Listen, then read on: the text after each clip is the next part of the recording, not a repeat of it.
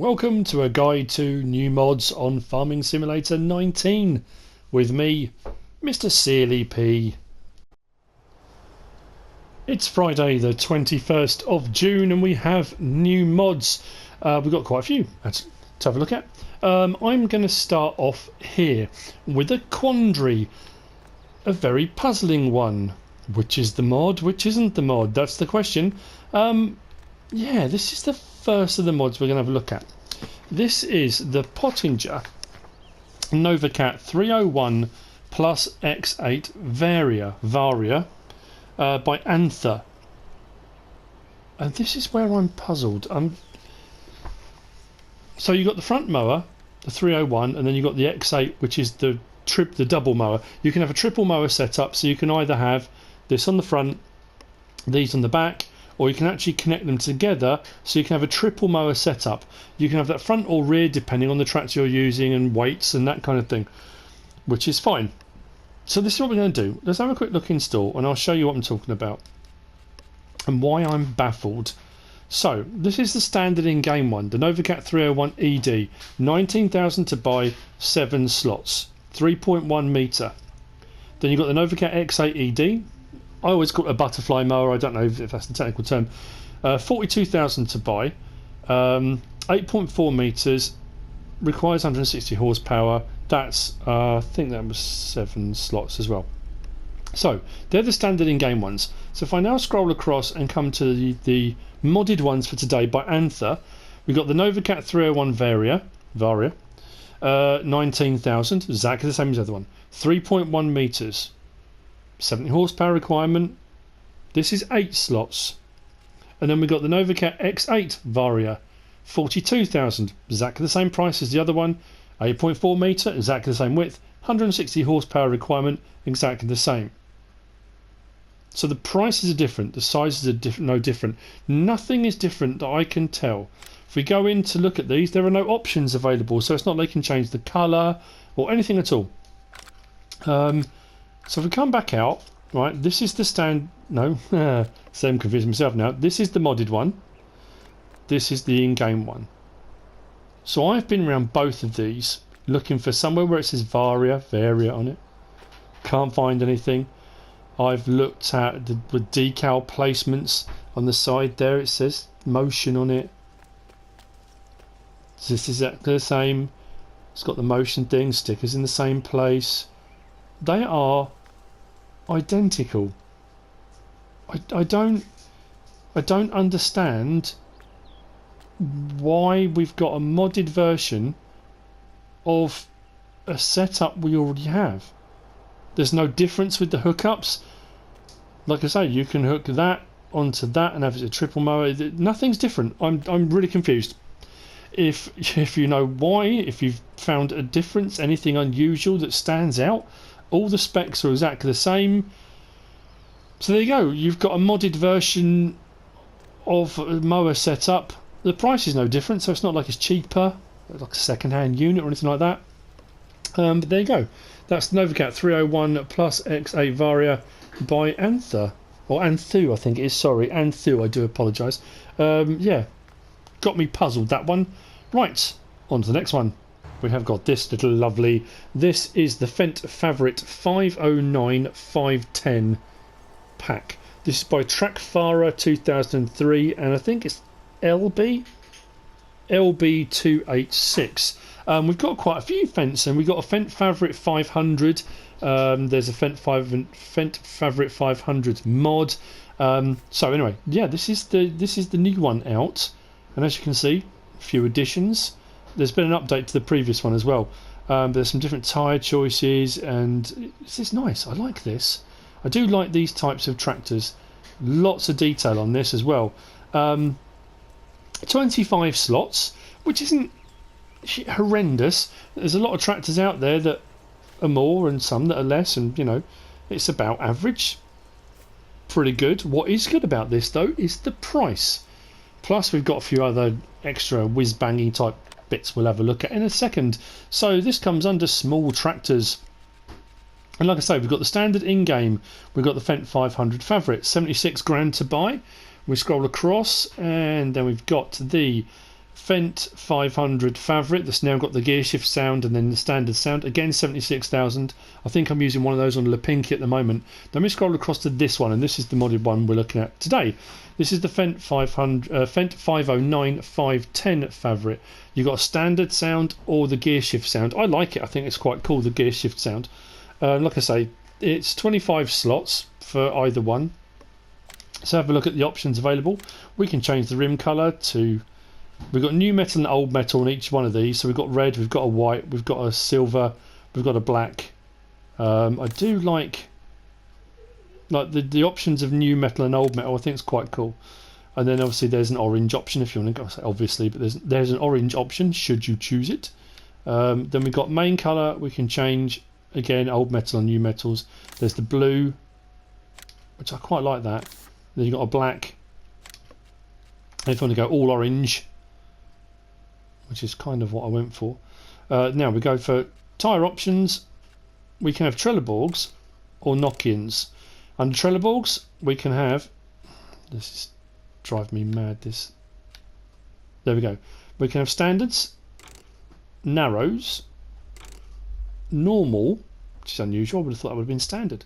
Then we've got wides, wide tyres and weights. And then it says broad tyres. Now the front didn't seem to make much difference. If I go to the back, let's have a look at that. I'm trying to get the right one. There we go. So that's wide and weights. If we go like that, it's a kind of wider wide. So broad tyres. And then we can have broad tyres with weights. And then we're back to our standards again. It's interesting that between the standards and the normals. The normals are quite chunky. The standards are actually quite a low profile. Don't really feel that wheel. Don't fill the wheel well. Blimey, that's a tongue twister. Anyway, so options then after that. If we go back to Trelleborg, we can go to knock-ins and we can have communal or broad communal. Haven't come across that option before. There you go.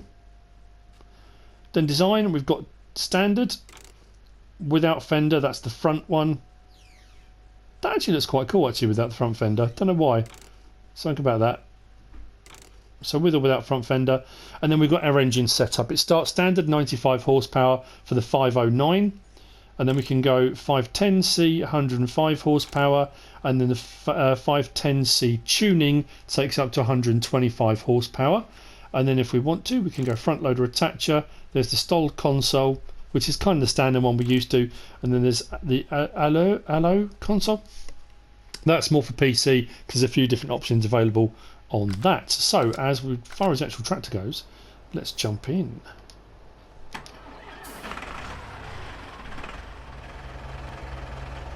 Sounds great. Now as you can see, we have doors and windows open.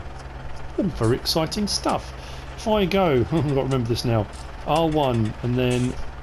Yep, that closes that one. Let's go around. Let's go back to the front. If I go R1 and side to side, I can open that door. If I go up and down, I can open that door. I can get them all over the place if I want to, depending on which I go for. If I then go L1, R1, I've then got my window options, so I can do front window. And I can bet your life.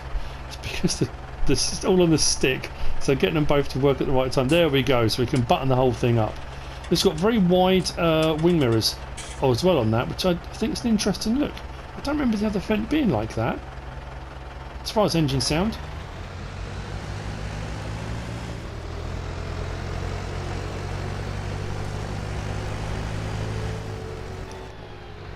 In cab. Because all the engine sounds have been kind of changed a little bit. It's a little bit louder in cab. Very nice detailing in here. Lots going on. As far as lights go, dash on.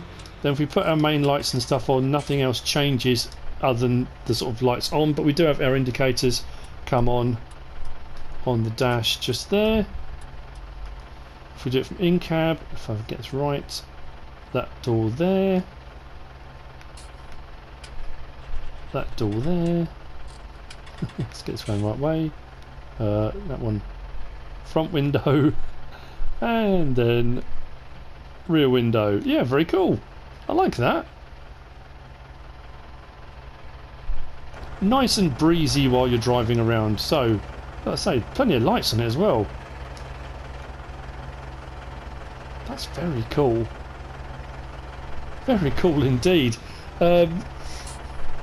Yeah, so that's by Trackfara 2003 and LB286. I'm liking this a lot. The price as well, 35 grand. That's the other one's 76. Admittedly, the other one goes up to 195 horsepower, depending on the engine spec you go for. So this is maximum 125. But for 35 grand, not to be sniffed at all. Let's turn the lights off on that. So while we're here, very cool indeed, very, very cool. We have got behind us, we have got the New Holland BC 5040HB. This is by GameMasTer, and this is a mini baler. Grammatically incorrect. This is a baler that does mini bales. It's not a mini baler, like a tiny little baler that sits behind. It's a normal size baler, but it does mini bales. That's better. So there you go. This is, again, cool. We had a mini baler. A mini bale maker, that's probably the best way to do it, on FS17, didn't we? So this is a version of. What we're going to do is we're going to hook it up and have a go. I do like the mini bales because you can pick them up by hand, and it's, you know, it adds a little bit more fun when you're doing the baling. You can kind of mimic the good old days of following along and loading up bale trailers by hand and that kind of thing. Plus it's something cool to have in game, innit? So what we'll do is open this up like so. We'll have a quick look in store. This is under baling technology, which is just here. That's quite dark actually, the picture on that one. So it's 40,760 to buy. It does 500. Actually doesn't say what size the bales are. What did they used to be? 300 litres? So it was either 300 or 500 litres. They weren't that much. We'll have a look as we go along. It only requires 55 horsepower, which is quite cool. There are no options available other than what it is. You get your baler, and that's it. So let's turn it on. Oh, I'm loving that. Drop the front pickup down. The pickup's 2.1 metres, I think. I love that. That is really cool. Nice sound, nice action on that. So cool, that did a bale already. So what are we up to? Let's see when it switches. 300, 400, 500 litre bales, I think, just about. And out they come. Look at that. Mini bales. I don't know why, it always makes me smile. When I did it on FS17, I think it was on Lone Oak Farm, we did some mini bales. Now, the only downside at the moment is it's all well and good having this, and if you want to go along and do them by hand, that's great. But of course, there's no bale auto-load bale trailer for mini bales. I know on the classic pack you used to have the baler, and you had that little caged trailer that went behind it, and it kind of flung them into the back of it, which is quite cool. Like I said, I do like the actual animations on that are brilliant. Trying to get a good angle on that.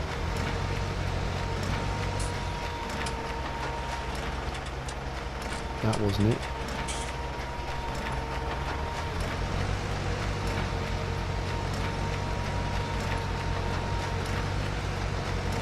Scooping all the straw along to the end to make up the bales. There you go. That's very cool indeed. Very, very cool indeed. That's by GameMasTer. I'm liking that. I've got a funny feeling I'm going to use that. Let's have a quick look. And of course, we can pick up the bales and we can rotate. That's going to make life a lot easier because on 17 you couldn't rotate the bales. So loading up trailers was a little bit tricky. And if you really want to, you can throw them. But if, you know. So if you've got a kind of more cage type trailer, you could just throw them in loose like that and then just unload them into a big heap when you want to use them. But yeah, very cool. I like that. Mini bales from a mini bale making baler. There we go. Nice mod indeed. Right, on to the next one. What have we got next? we have got these. The Man TGX Forest Semi-Trailer Pack. This is by HJ Maschinenbau. These are logging trucks for all intents and purposes, with a crane on the back here, and then our flat back with the fifth wheel attacher for putting your logging trailer on the back. Now the standard in-game one was a slightly different design to that. Is it under? I think it's under forestry, isn't it? Is the other one? Yeah. So the Man TGX 26640, the kind of standard in-game one, looks like this. So you've got your log bunk there with the crane at the back, which is kind of designed so if you put a trailer on behind that, the crane can operate between the two. This is slightly different in that, if we go along to here, the crane is at the front and you'd have your trailer behind it. There are two different options on this. You've got this one here, if we can get round to the back, which has got a normal seat. So that's the Forest semi-trailer with crane that's got a seated position on the back of it. Or we've got this one here, which has got an EPS cab. So it's got an enclosed cab on that one. Those are the two options between the two. That because I looked straight away and thought, I don't understand the difference. And that's all it was. One's EPS cab and one's a standard seat. As far as that, the rest of the options are identical. So we'll go through the options on one. It'll be the same for the other one. It's 50 slots each. Quite heavy on the slot count on these. So we'll have a look at the EPS cab one. It doesn't really matter which one it is. So we can change the rim colour to something garish like yellow. We can change the main colour. Let's go blue. We can change the design colour. The design colour is the crane arm. Let's go with, I don't know, green so it stands out. There you go. So you've got quite a few options to personalise it however you want, like that. Then we've got configuration. We can have standard or plus trailer hitch, which is quite handy having a trailer hitch on the back. So we've got all that trailer hitch gubbins going on the back there. Take it off and you've just got a flat bar. Put it on and you've got various different options depending on what type of trailer you're going to be towing. Then we've got diamond plate. It's interesting because diamond plate, I've heard it referred to as checker plate, and there's all different sorts of things. But anyway, diamond plate or chrome plate, which is rather shiny. If you look at that, very flat, very smooth, probably incredibly slippery and dangerous in the wet, I would imagine, as opposed to diamond plate, which is supposed to be a little bit more grippy. Then we've got engine options. We've got the TGX 26640, 640 horsepower. Or we've got the HJM powered version for an extra £6,000, takes you up to 880 horsepower. That's quite a lot of horsepower. And then we've got wheel setup. What we'll do, let's just... Oh, actually it doesn't make any difference, does it? So we can have lizards, Nokians, or Trelleborgs. Those are three options. No difference in widths or anything like that. That's just lizard, Nokian, or Trelleborg. So a few options to be playing around with on there to fiddle around with to your heart's content. As far as operation goes, let's start it up. This is the one with the standard seat. So let's pull this around into the sunlight where we can see it. So we've got lights on the top, usual man truck type paraphernalia. Inside the cab is pretty much standard. I think there's nothing else that stands out on this one. I don't think we've got doors that open and close, but what we will do is just double check that. I'm going to put that menu on. There's nothing that gives me any option to do that. Nope, close that. So unfold the truck. We do that, the legs come out and the whole assembly rolls forward a little bit to give enough room for the crane to actually move. It puts you into the crane seat in the back and then moves around. So it gives that enough movement for that crane to swivel around without hitting the cab. So that whole assembly edges forward. As far as operation goes, we've got our usual up, down, left, right, etc, etc. And then we've got in and out, and then the extended all the way. It goes a fair old distance. What this has also got on it, it's got a little bar. I don't know if you can see that. There's this sort of T-bar part way up the boom. That's if you're doing very long logs and you've got this extended long way out. You can grab the log, and as you swing it back up, the log can actually, it kind of hits on that, rests on it to give you better control for longer logs for moving them. It seems very stable on the platform as well. Often when you're moving these cranes around and up and down, you get a lot of movement on vehicles and cabs and stuff like that. But it actually seems to be a very, very stable platform. This one I've gone for, I think, pretty much everything standard. I haven't gone with the trailer hitch. There's no trailer hitch on the back. I've gone for the chromed top with Nokian tyres. And this one is a standard 640, and it says on the side there TGX 640.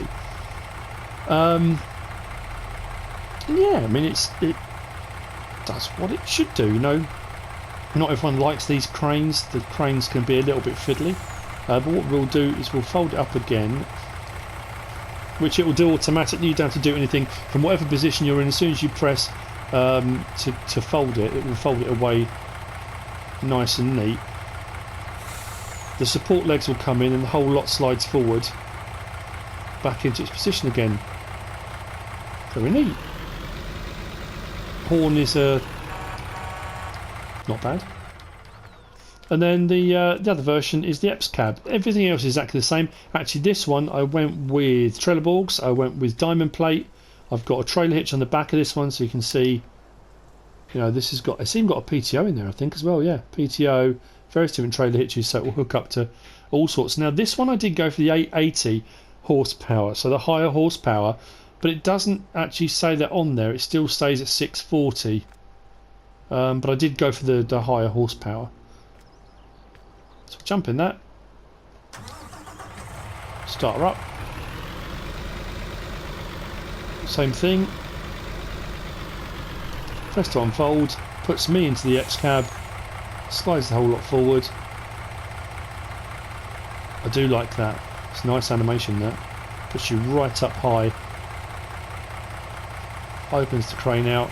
Now as far as cameras go, you've got your in cab, then you go to your crane, so I'm in the cab itself. Visibility is quite good and the operations are exactly the same. We've got our up, down, side to side, and then we've got our in and out of the boom, and then the extend and bring back, and then we've got our grapple, rotation, and close and open. There you go. Another piece of machinery to add to the forestry fleet. There seem to be quite a few coming out of late. It's a nice, neat, tidy mod, lots going on. It explains the high slot count. 50 slots is quite high. I mean, to say quite high, it's very high for a vehicle, but yeah, nice mods. So, the last two.